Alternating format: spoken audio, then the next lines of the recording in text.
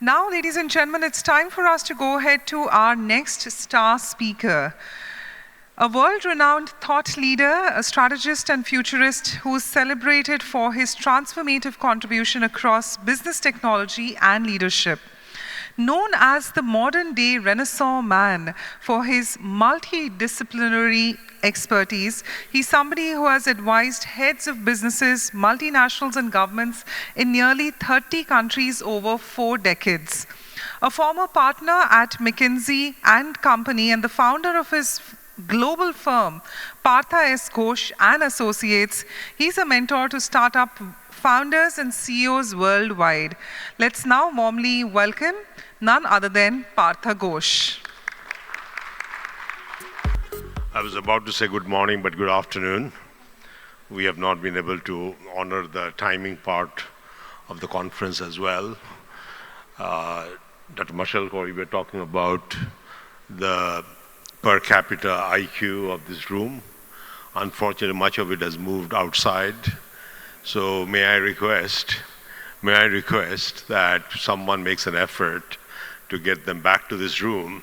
The only reason, not because I am talking, but in honor of the people in the podium, in the honor of the people in this room, and most importantly, in honor of the purpose of this conference. The purposes of the conference, the way I see it, is to lay out an agenda for the country, for the world. In the process, we can make a difference. In the process, we earn a stature which the world could look up to. And that's not going to be easy, because having been to many conferences around the world, I do notice there's a lot of humility, a lot of desire to learn, a lot of desire to think of out of the box. I love the word that was used by Dr. Mashalkar, not the best, but the next. That would be one of the theme of my presentation. Now, being the last speaker is an advantage, because I've learned a lot what the previous speakers had to speak. It is a little bit of a disadvantage, because many of the things which I wanted to say has been said. But on the other side, it is a good challenge, because it allows me to build on what I've learned to create some thoughts of the future. Now, ladies and gentlemen, esteemed guests, fellow IITians, I think it is a very special privilege for all of us, whether we are sitting on the dais or being here, to think of the future in the new terms. And particularly when we talk about technology, we have to understand the context, because technology is contextual. When you think of Thomas Edison, he didn't finish high school, but he gave the world the electricity, the telecommunication, and the beginnings of all of technologies. It didn't come out of MIT. It didn't come out of Princeton. It didn't come out of Stanford. They all existed, not Cambridge, not Harvard, but from an individual who just about did not complete high school. Now that's the message, that how do we create an environment where the people who are the weakest segments of society have the courage, the vision, the confidence to make a difference. And that's where I think we together have to create that environment. Now, and when I look at the world, and fortunately because of my work, I do get a chance to understand the world a lot. And what I'm noticing, that we are really at a cusp, and I really mean at a cusp of a tectonic transformative shift, both in the global economic, geopolitical, business landscape. And we have to understand that. So any attempt, and that's why I agree with the word best versus next, to connect with the past, which has been best, is irrelevant in the future. That's point number one we have to keep in mind. We have to realize the development approach that we have taken is always with the nature. That's why we are talking about climate change. That's why we're talking about the economic disparity. So I would like to say, to navigate into the future, we have to look at the 21st century with a fundamentally different lens, with a mindset, with a thought process, which cannot be extension of the past into the future, but fundamentally something new.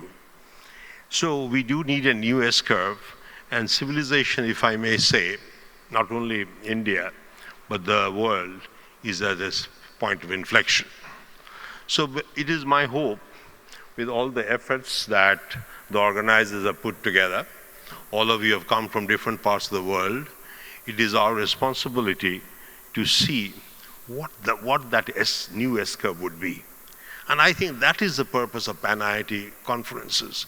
It is not to celebrate what we have done, we must, but what is to, purpose should be more to define what might come into the future. Not to predict, not to peep into, but create the technology which others would like to peep into. And I think that possibility is there, because if I look at the development of India over the last 77 years since independence, I think we have achieved 5 things which we should recognize. First, obviously all of you know self-sufficiency in food, global visibility in several sectors like biopharma. We have earned a lot of respect, information technology, space travel, and of course many of you have been in leadership positions, not only in this country, all over the world, from Google to Microsoft to various places like my firm McKinsey. We have earned a significant amount of respect in different quarters of the world. There's no doubt about it. And in the last 10 years, I sense a new sense of self-confidence. But sometimes I feel it's overhyped. So we have to also understand that there are 135 nations whose human development index is better than ours. We cannot neglect that. We think in terms of size of the economy. Yes, we are 5th largest or 4th largest. It doesn't really mean much because we are 1.6 billion people, 1.5 billion people. In terms of per capita income, we are $2,500. Average of the world is $13,700. We are 1/5 the average. Forget Japan or United States, Norway or Sweden, which are in the $100,000 category. Then when you look at pollution, I don't have to talk about it. When you look at corruption, I don't have to talk about it. India doesn't rank too well. And most damaging of all, which we often do not realize, that India's trade balance since 1950 has been negative. And what does it tell you? That we are not competitive. We are not producing products which the world would buy. We buy more than we sell. In the process, we have suffering from negative trade balance. So yes, we have achieved a lot. I learned a lot of the things which was discussed earlier. These are all important steps forward. But yet, I think it's very, very difficult to problems that we are facing, which we must connect with full reverence, particularly people at the base of the pyramid. Now, I look at the challenges that we face in India with a very positive mindset. But we need a new strategic framework, and that framework should define how do we want to get ourselves organized, how do you want to channelize the energy of the IITs and the many other colleges and universities towards a higher level purpose. And that definition of a strategic framework is yet to come. And that's why, while we have done a lot of little things right, very important things, for example, what Professor Jhunjhunwala as well as Professor Mashalkar presented are absolutely grandiose. I was very impressed. I took a lot of notes, actually. But at the same time, I felt a lot of people who are not in the room outside missed out in this opportunity of educating themselves. Because I do believe the competitiveness of any country will depend upon the velocity at which we learn. And when people lose out on the learning opportunities, we are looking at a tremendous amount of leakage.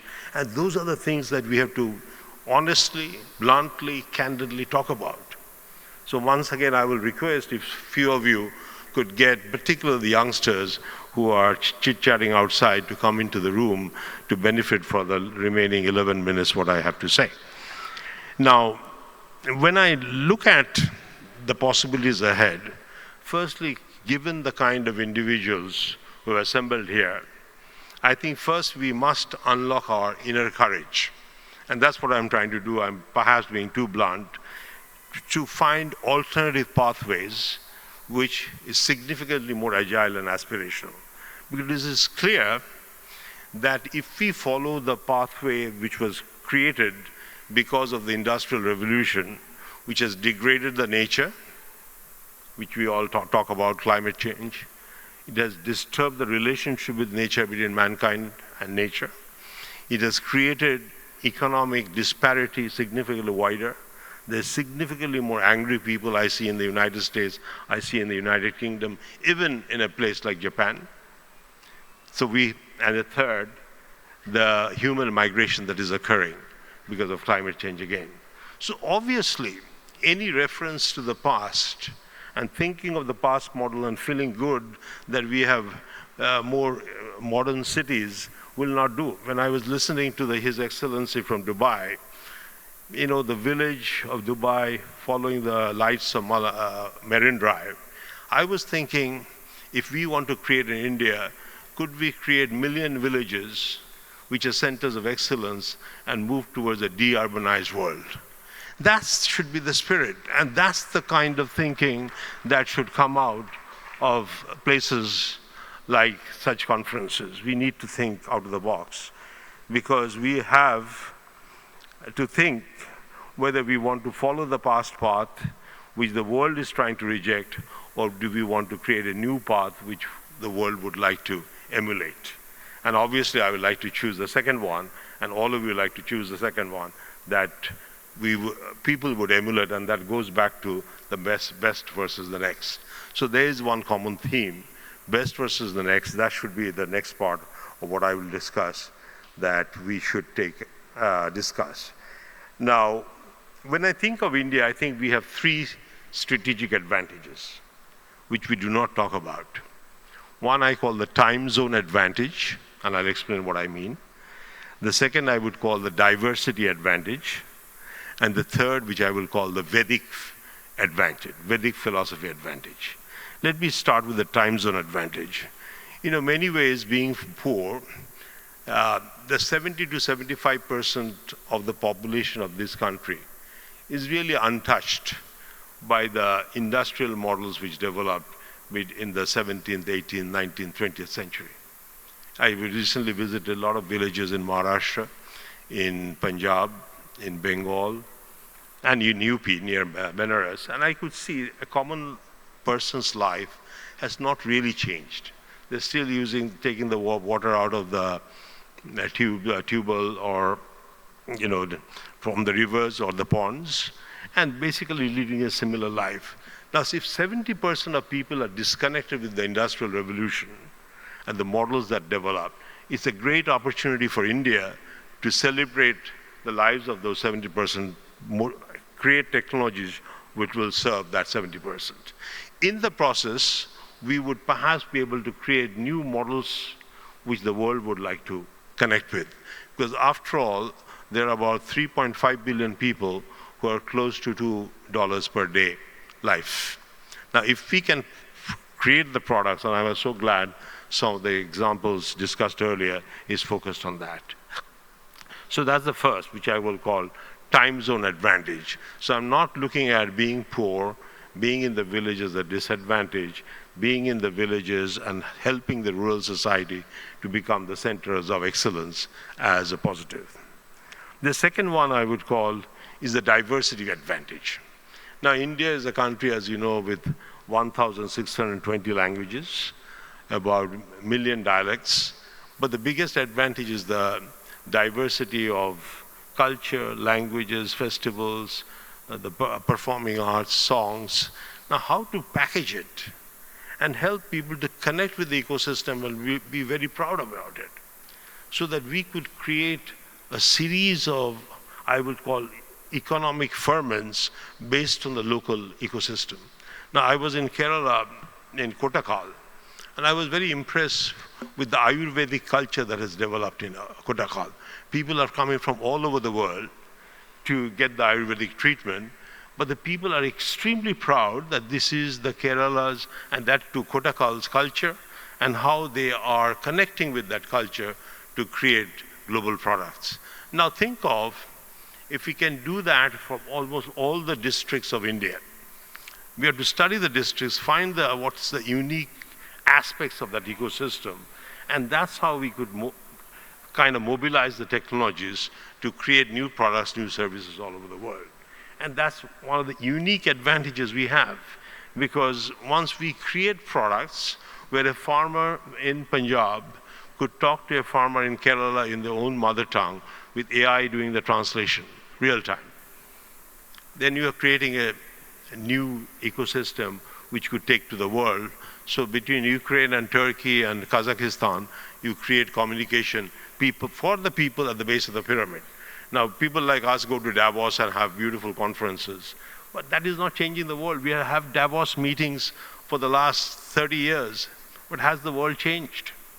Even I was in Davos in 2007, no one could see the 2008 economic crisis is coming.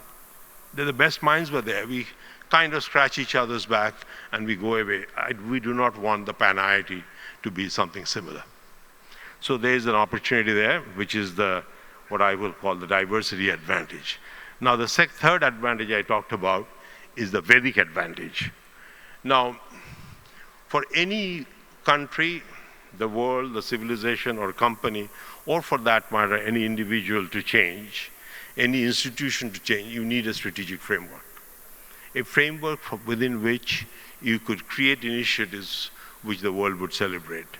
Now, if you look at the Vedic philosophy and use that as a framework, then I think we could give to the world something world could truly celebrate. I'm not just talking about Vasudevam Kudumbakam, which these days we are talking about a lot. This is important. But I'm talking about more the fundamentals of Vedic philosophy, which is harmony with nature, that creating products which will not hurt the nature. It talks about service as a fundamental way to celebrate humanity, creating new kinds of services which India could create and take it to the world. Like one area I think would develop quite a lot is the spiritual services. Now, if you look at over the last 300 years, the first set of services through the steam engine and the internal combustion engine was productivity of the muscles. Then came with the IT, the productivity of the mind and the entertainment of the mind. But the next mission could very well be how to serve the spiritual vector of humanity. So these are the opportunities. So if we look at now technologies, which we were talking about earlier, we were talking about drone, we are talking about quantum computing, we are talking about artificial intelligence, I can add on gene splicing. If you now take these technologies and put it in this framework, the three deltas being time zone advantage, diversity advantage, and Vedic advantage, and then start tailoring the technologies to solve our own problems. Like I was in Jalgaon in Maharashtra. I was very, very pleased to see what JIO irrigation system, or how many of you are familiar with. I brought it along, and there they have created a system where I could see how beautiful a village could look. I could see the latest technologies at work without disturbing the original village life. So there are things happening. But I was talking to Mr. Jain that how do we now take it to the world? Take it to the country first, spread it across Maharashtra, then the whole India, and then take it to the world, where the farmers, because after all, 60% of the people in the world live in the rural community. It could become a major product to deliver to the world. So these are happening. Similarly, the other thing that I think India could take lead, we have to move away from the term healthcare. I call it human care engineering, which is healthcare sounds like when people get sick, you take care of health. But human care to me, how to create an ecosystem of lifestyle, from diet to exercise to yoga, and of course, treatment when someone gets sick, but create it for each and every culture. Because the woman in Mizoram, his or her, the person who stays there, the support of human care that he or she needs would be very different from someone in Kashmir, because the ecosystem are different. Could we develop highly segmented human care system, and once we master the art, think of what India could give to the world? That is the second. The third idea that I have, as you know, 70% of India, I'm a bit surprised that it did not come out very clear so far, has a risk of not having enough water. water is going to be a crisis. Could India develop a water management system for each village so that from drip irrigation, so that sometimes we are putting too much water in the plants. Like the rice, you do not really need a lot of water, but somehow in Bengal there's a feeling, keep the rice field flooded. But actually when you do drip irrigation, rice could grow faster and perhaps be more productive. So the challenge there is how do we bring micro soil management, micro water management, precision engineering techniques in each and every village of India. And obviously what the treatment in Bihar would be different from the treatment in Gujarat. So there again we have to take a very microscopic approach. And the last point I have, which is what I call creating the gold, aqua, and green ecology. You know, we forget sometimes how lucky we are in India. And there's a reason the ancient civilization developed in this country.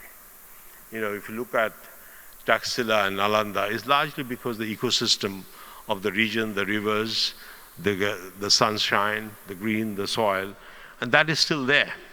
But somehow we have to learn to bring, by gold I mean sun, by green I mean the plantations, and by aqua I mean water.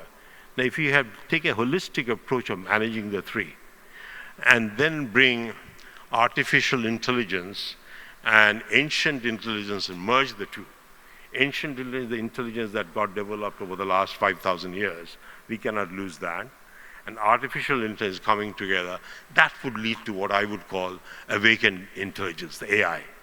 So AI leading up to a new concept of living, which I am calling cellularism, because also worldwide in the economic meetings that I go, people are questioning. So socialism did not work with the collapse of Soviet Union. Capitalism, people say, has created a lot of disparity. So I have created a concept which I call cellularism, and India could very well be the mother of the cellularism. You know, why do we have to take isms and democracies from other? Let's develop our own systems and let the world adopt. So cellular is very simple. Each cell is a biological cell. Each village is a cell of economic activity. And let them network. It's possible because of networking technology that are available. And each becomes the centers of excellence. Each will have products, will shine in different parts of the world. There are examples. There's a place called Imari in Japan, which makes porcelains. It's celebrated all over the world, small village. But I was amazed to see that how the villagers have proudly retained the culture, and they produce products which go all over the world. So with that, I would like to present to the organizers 2 books on your behalf, because they've done a wonderful job. So Mr. Bhattacharya, let me give you 2 books. One I'm calling India Towards 100, a call for reset. It basically supports what I've discussed. The other one, which we are doing at the Academy of Leadership, and we have just published the book we call East Meets the West, Dialogues on Enlightened Leadership. People like Amitabh Kant, Major General Khurana, Gopalakrishnan, and Ravikant has honored the book with their thoughts, and it is coming out of Academy of Leadership. The reason I consider this too important, this lays out the path towards the future. This talks about what kind of leadership we need to ensure that we could pursue the path. So with that, I'd like to thank you very much for giving me this opportunity.